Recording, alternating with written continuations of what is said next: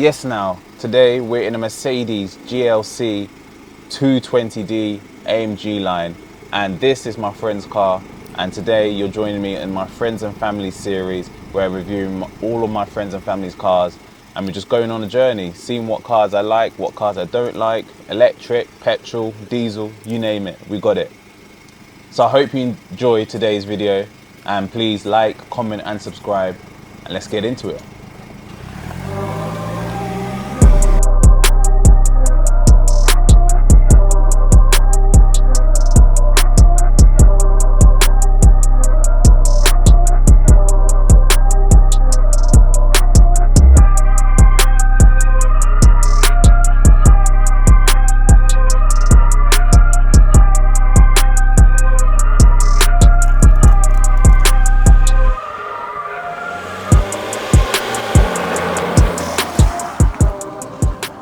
Right, as I said in the intro, today we've got Mercedes-Benz GLC 220D AMG line, and this is my boy's car, my boy Prince. So later on in the video, we'll get to chat with him and talk about some car stuff, ask him a few questions about this car.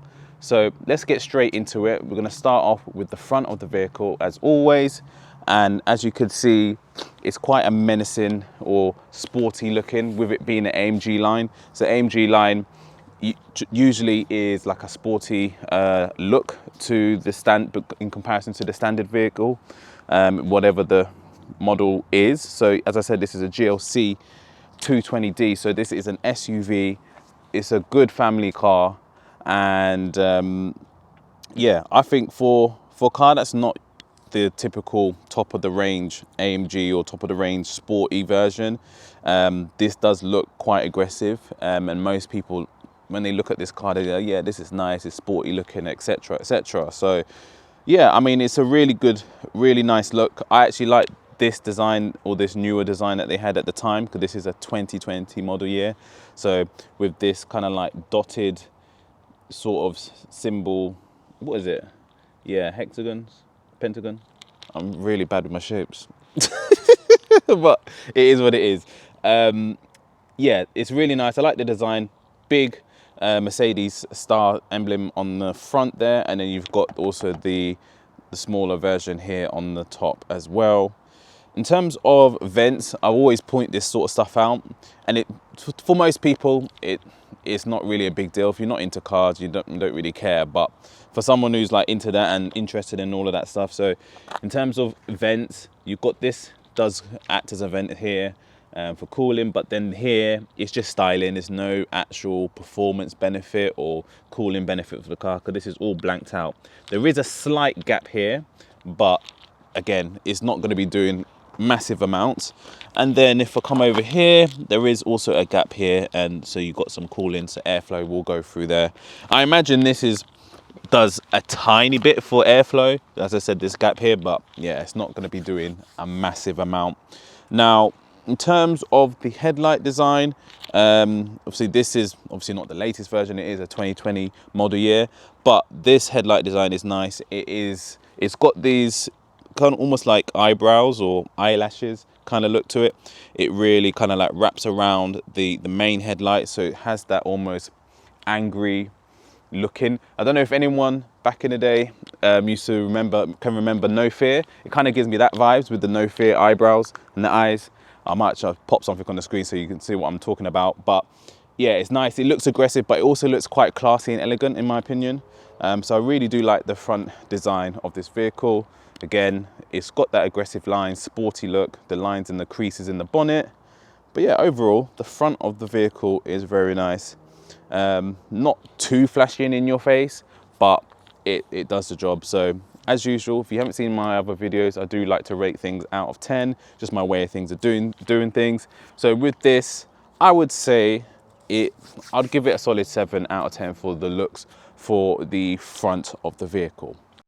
The Mercedes GLC 220D has a 2-litre 4-cylinder engine, 191 brake horsepower, 400 Nm of torque, top speed of 134 miles per hour, which does 0 to 60 in 7.9 seconds. Right, so moving on to the side profile of the vehicle, I think it's actually quite bland, if that's the right word, because like I said, the front was looking quite sporty and aggressive in a way, and then on the side it just kind of looks a little bit dull to me. Just the way that they've done the creases, there isn't much going on with any sort of side skirt, and it's very plasticky. It might be because of the trim level, I don't know. I haven't really done a deep dive into all the different trim levels for the GLC. So if you know in the comments, let me know and we'll get chatting in the comments. But yeah, I feel like the side of it is not a lot going on, but in terms of just assessing this, it's got the privacy glass at the back. I think there's a slight tint on there on the side, but yeah, I think it's quite nice. But I'm of the sort of person who I prefer like a black surround rather than chrome.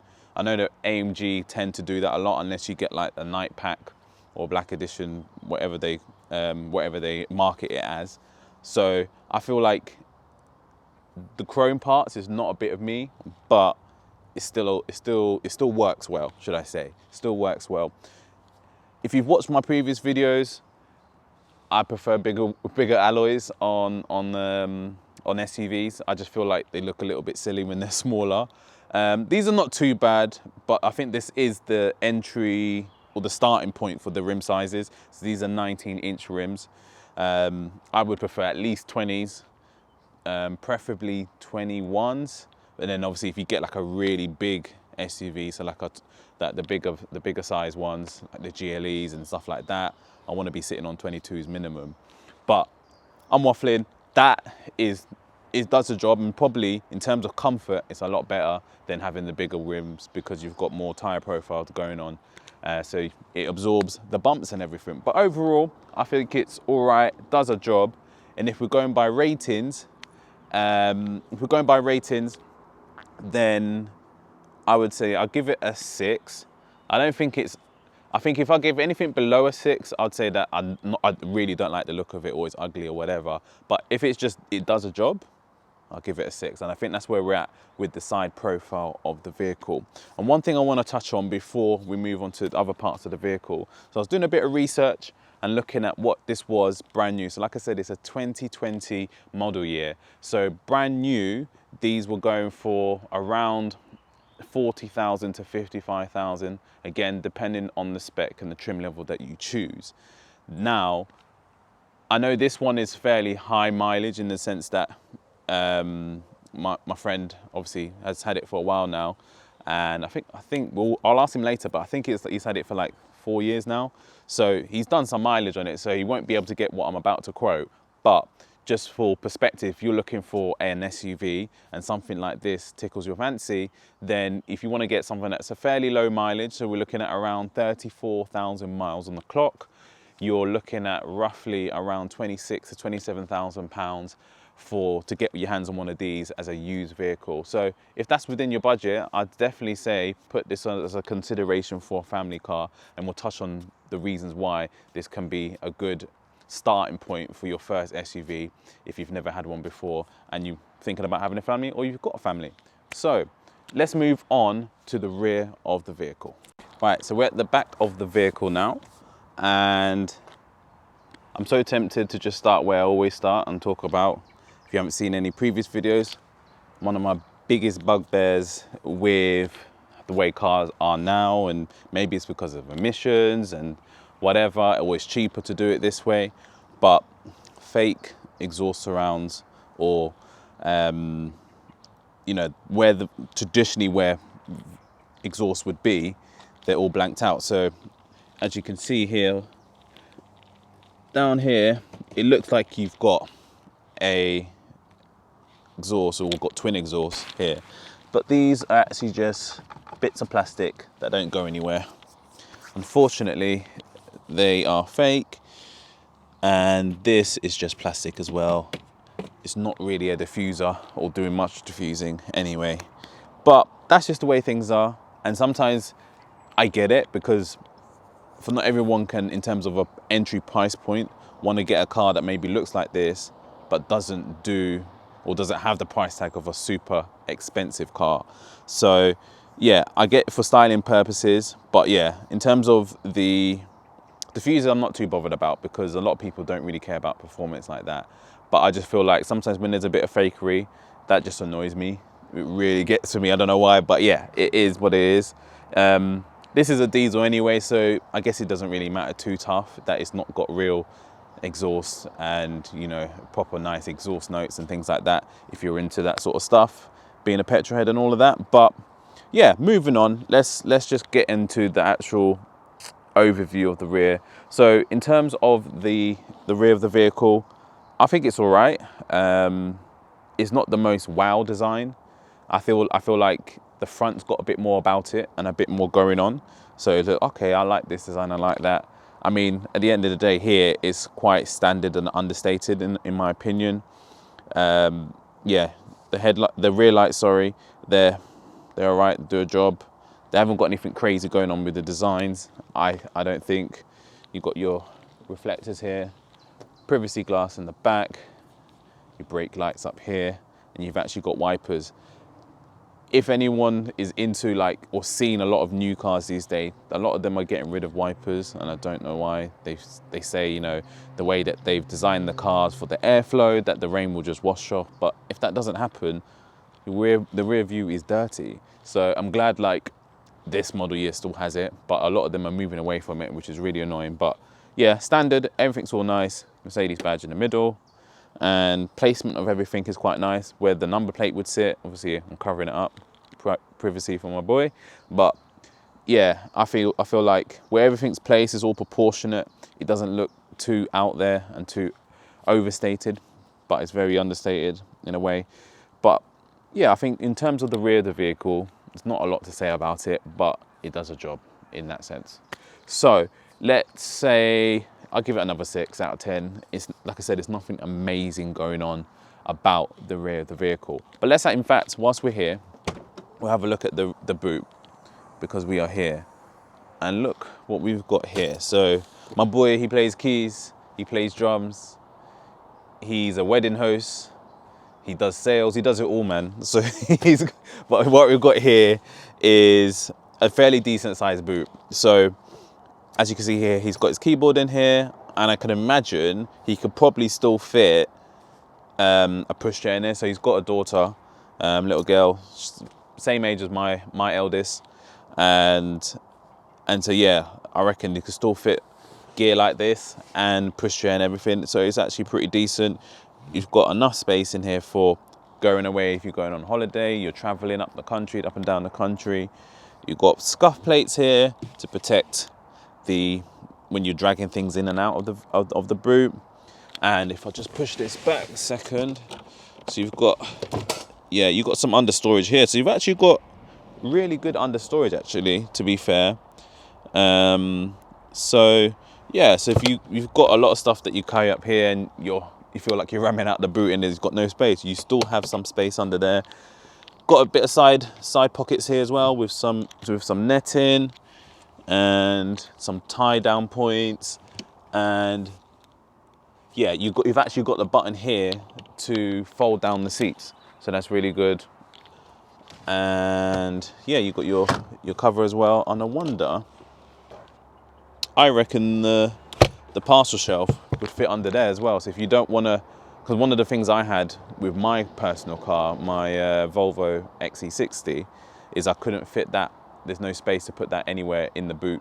It's just in the way, and I have to keep it in the house if I don't want it in there. So that's quite handy that you've got quite a decent floor space under there to put that away. So yeah, I think this is a really good sized boot. Surprisingly, to me, from when the boot's closed and everything, it doesn't look like you've got a lot of boot space, but I feel like it's all right. It does a job. And if you take the parcel shelf out, you could probably pack it quite high if you was, going on holiday and you've got a few suitcases. So yeah, I think this is really nice in terms of boot space, but it wouldn't change my my overall rating of the rear of the vehicle. But yeah, the boot space itself as a standalone, I think that's pretty decent. Cool, so we're hopped inside now, and yeah, I think this is actually quite a nice cabin. It doesn't feel too squashed.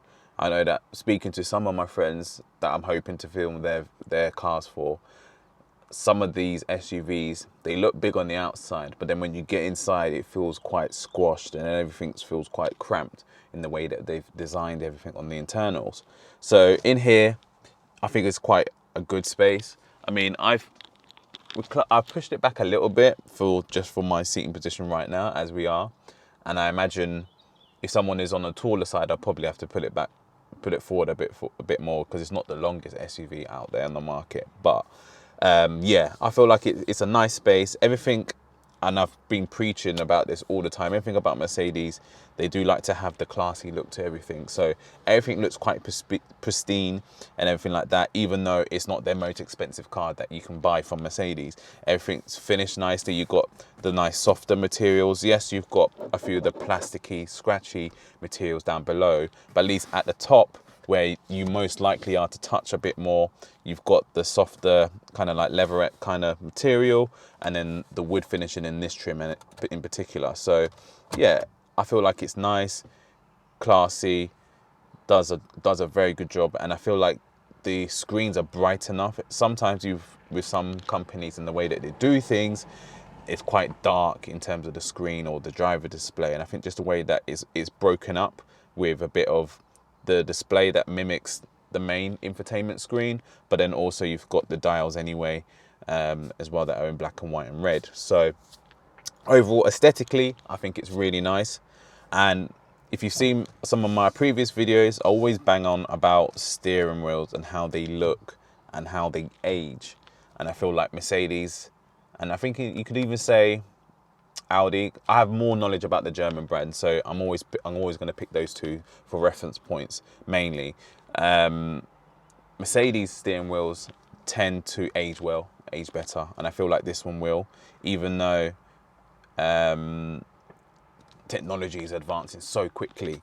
But yeah, this one's nice, and I think this is the perfect blend between buttons and like touch pads.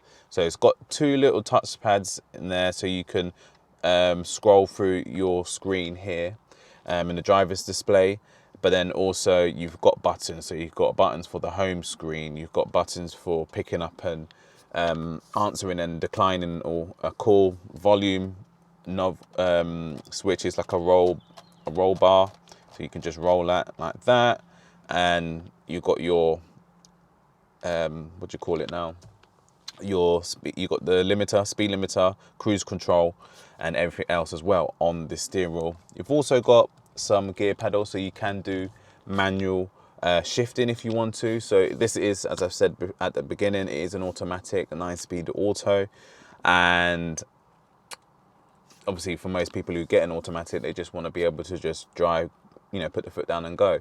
But if you are of the maybe more into cars, petrol head and things like that, and you do like to have that bit of control, then you can go to a manual mode.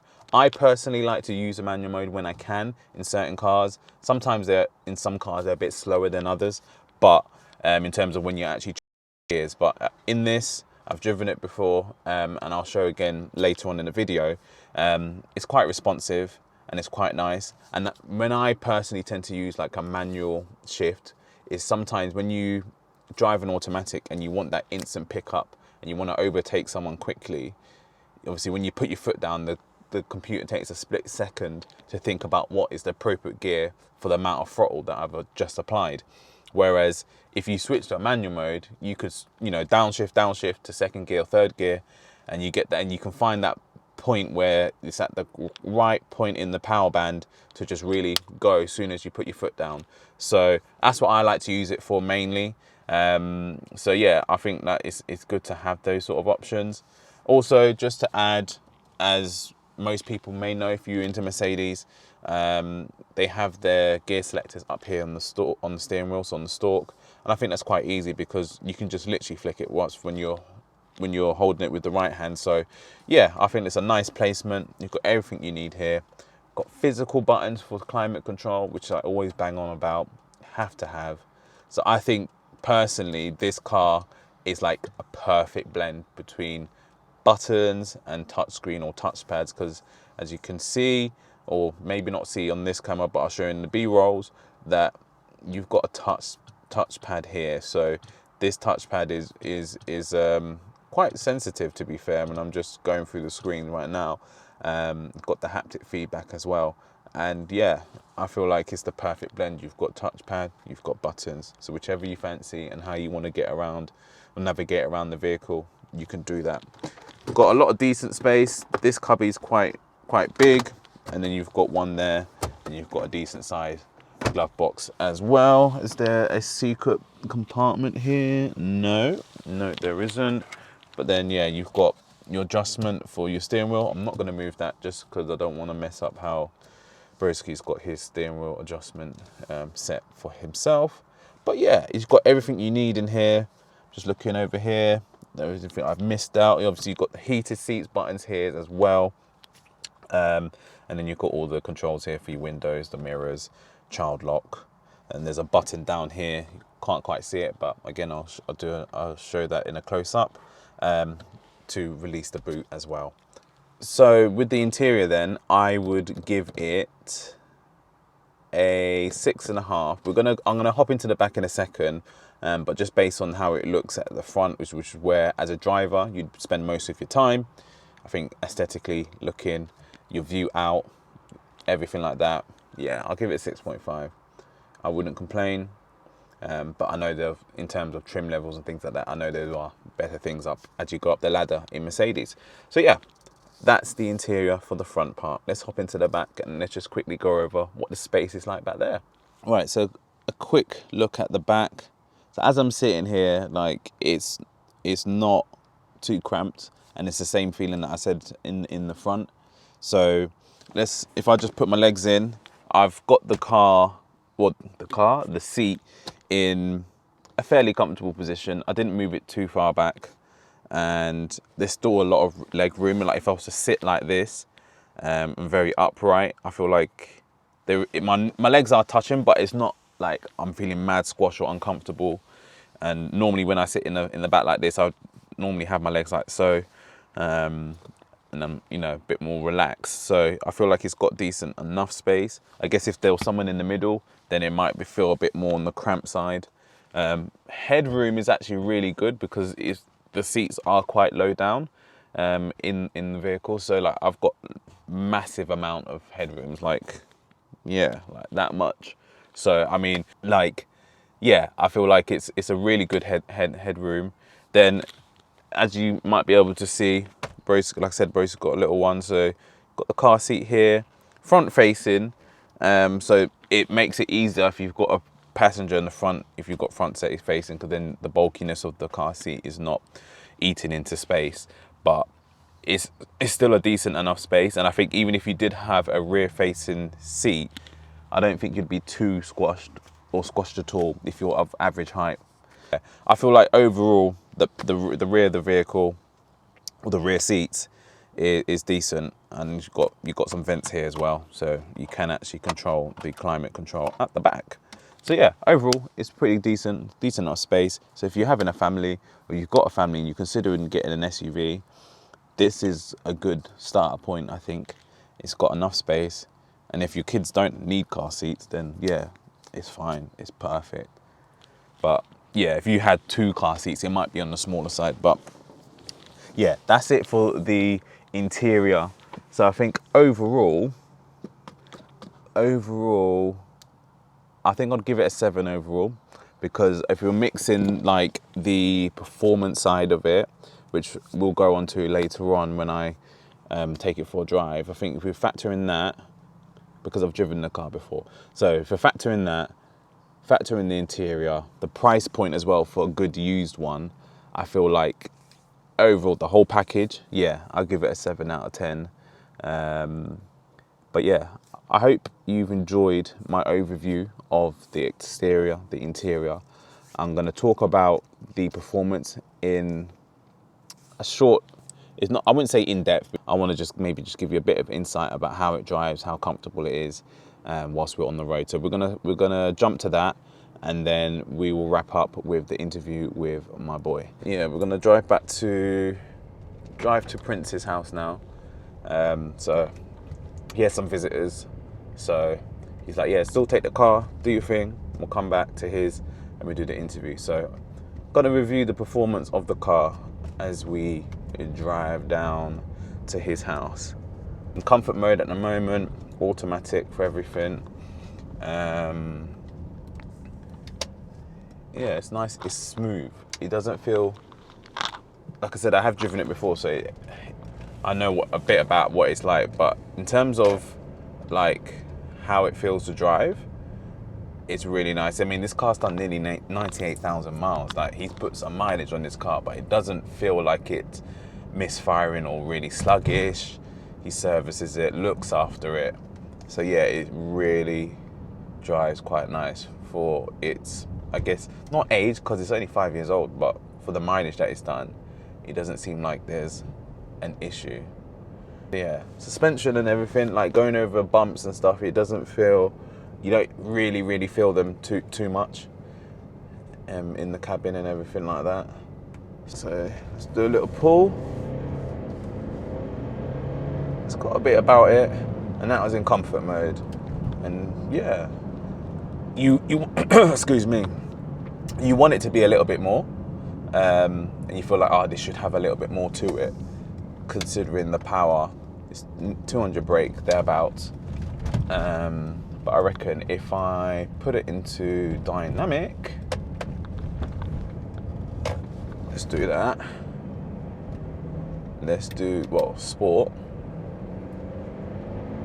Okay, yeah, you feel the difference a little bit, and it does put its power down a little bit more, but it's still, I mean, it's not the most, because I mean, it's got the most power in the world for what it is.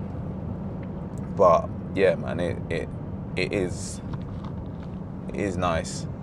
And yeah, like if you were on a country road, for example, and you need to quickly overtake a slow moving tractor or driver, yeah, I mean, I think it'll do a job in comfort, really. But if you want that a bit of a quicker response, then you can put it in sport, or as I mentioned earlier, you could just put it in manual, select the appropriate gear for the power band that you need to get that quick instant response, and then yeah, just go about your business. But yeah, it's nice to drive, nice cabin. Like, you've got your armrest here, and you can put your arm back down, and you can drive one-handed like I do, which is, I guess, is not the correct way to drive, but yeah, it's comfortable. And let's put it into manual. Let's drop a gear. Boo.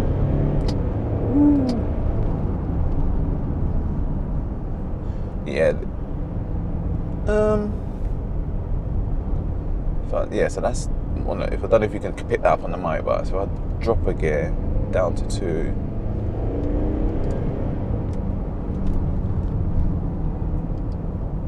So I click and it changed. It's fairly instantaneous. Is that the right word? I feel in general, it changes quite quickly. You press it and it changes. Whereas, like, if you've seen my first ever video that I uploaded, I used to have, past tense now, a bit upsetting, but I used to have Mercedes C250, and that had the gear shift paddles as well. But that was quite a slow response to change gear when you click it. It's almost like it felt like a decade. Like, you click it and then it'll change. But yeah, now this one's quite responsive. But in general, this drives nice. It is a diesel, so obviously you're not gonna get the nice roaring engine and all of that sort of stuff, because it's a diesel at the end of the day. But excuse me, I think I might be losing my voice again. If you haven't watched my last video, go check that out. It's a BMW 2 Series. It was an M Sport, and I was losing my voice in that video. All right, we're pulling up to my boy's yard. So yeah, we're gonna pull up, do the interview. I think overall, this vehicle, in terms of performance, is really good. You know, it does what it says on the tin, and yeah, it's got comfort to it, but then it's also got a bit of performance to it when you need it. It's not the most powerful SUV that you can get out there, but yeah, it does a really good job of just holding the road. You can put your foot down. So we're gonna quickly hop over to having a quick chat with Prince, and then yeah, we'll call it a wrap, and that's the end of the video. So stay tuned. Just a few more minutes, guys. If you made it this far, I appreciate you. So just a few more minutes, chat with my boy, and then you can leave your likes and comments at the end. And make sure you share it to people. More and more people need to see this. Get me? So yeah, let's move. Let's move. All right, so we're here now, interview now. So here is my boy Prince. So Yes, appreciate sir. you, bro, for Thank coming you. onto the channel Thank you. and letting me review your car. I eventually will be able to do these questions off by heart, but I am going to read it off the phone. So first of all, I already know the answer, but for people that don't know, are you a bit of a petrol head? Would you say you are one, or you just, car's just a A to B thing for you? Yeah, a bit of a petrol head, maybe not so intensively like other people, but I Yeah. have a genuine interest into cars, like, you know, what's out there, what's the latest thing. So yeah, I do tend to have a look and see what's going on. Sweet. Yeah. So obviously today I reviewed your family car. You just got the one car at the moment. Yeah. It's a Mercedes GLC. And so what was the reason behind getting this car in particular? Yeah, me personally, I'm a big Mercedes guy. So me, I like love, I love the brand. I love how they present the cars. Like it's got a luxury feel to it. Yeah. And I'm German, so it's a bit of a fun yes, thing. that's Yeah, true, so it's I'm true. German, born and raised in Germany. So growing up, I always saw the nice Audis, BMWs, and Mercedes. Really. Yeah. So Mercedes has always been a car that I always wanted to own. Yeah. So yeah, I stuck with it. Fair enough, no problem. And just to elaborate on that question, was the reason you chose the Oh, yeah. SUV, was it because of family planning in mind, or Yeah, just like so you just fell in love with this yeah, model it's a sort good of thing? point. Yeah, so I did actually fall in love with Mercedes in general, but in this particular one was because family. Yeah. For family planning, near the space for kids, you know, like boot space. That was really, really key for me. Something that can just accommodate a family type of setting. So Yeah. yeah. Okay, that's cool. So following on from that, would you recommend this car to people? So like I was talking about earlier in the video, in the review, like this is a fairly good entry point for people who've got maybe one child, Yep. two, Yep. because right now a low mileage version of this one, because I know this one is nearly 98,000 miles, Yeah. but a low mileage version, I was saying earlier, is around 27,000 pounds Yeah. for like a 37k miles. Yeah. So based on that and your day-to-day living with the Yeah. vehicle, would you say that Yeah. you'd recommend it to others? 100%. Yeah. I actually have, funny enough, I recommended this car to a friend of mine who's now got 2 kids and he's happy with it. Yeah. The reason why I would recommend it is because if you're starting a family, you're not gonna go for the biggest SUV. You're gonna go that is still nice, but yet also affordable. And I think yeah. GLC sits right in that bracket of like first time parent, but you want something still slick on Yeah. the road. Yeah. So yeah, I would highly recommend the GLC to any Sweet. family member. And so I guess obviously if you've been recommended it, you would say that the car in general has been reliable and efficient for you. And obviously it's a diesel, so if you do the motorway miles and stuff, you're going to get that efficiency. Yeah, 100% reliable. Since I've got it, I've had no issues with it. Like it's actually a really, really strong, powerful car. Like you think it's a family car, but it can really push. Yeah. So I've had no problems with it, and I would highly recommend the car to anyone. Sweet. Anyone that's interested. Lovely. So the last 2 questions are a bit more about previous cars and obviously your dream car. So first of all, what's the other sort of cars you've had in, or you don't have to say all of them, but maybe your favorites. It's up My to you. favorite by far has to be the Mercedes CLA Black Edition that I had before this one. Yeah, you showed me a picture. I know you did say that. I missed that car so much. This was before I had, you know, wife and kids. Like this was the car. yeah, and give that up the car dream just sort of got thing, innit? noticed. Anywhere I went, people be like, "What? I've never seen this car before." Yeah. The thing that made the car so special was that it was a Black Edition. So the car was a CLA type, but it had like black stripes across the entire car. Inside as well, it had the stripe type of look. And then I done the extra bits by blacking out the windows and doing the tins and doing the alloys, you painting them red. Yeah. So it was just a very slick car, and to this day, it's still my favorite car. And did you do anything other than like styling mods? Did you do anything else with it? Or I actually wanted to map it. I wanted to map it, but then I felt like the car was still so unique that if I did it, it'd probably take that away. Take the value away. And then well, I was thinking of a stage 2 yeah, at the time. At the time. But then that's when I had to think about now getting rid of it because I was about to have a family. So Yeah, got to be mature. Got to be mature. So And until you got the opportunity to buy a second car, I hear it. I'm in the same boat. I've got the SUV, and then to be fair, I've got a second car, but that's more just a run around. It's not really something like a pride and joy. And I'm just like, I'm gonna tune this, I'm gonna do this to that, and whatever. So no, I hear it. Okay, and then last question, then just to wrap it up, if money wasn't an issue, what would be your dream car and why? Or maybe two, because you're a family man, so I'll give you two. So what's your dream family car? And then what's your dream your car? This is my whip to drive and do a madness in if you wanted to do a madness.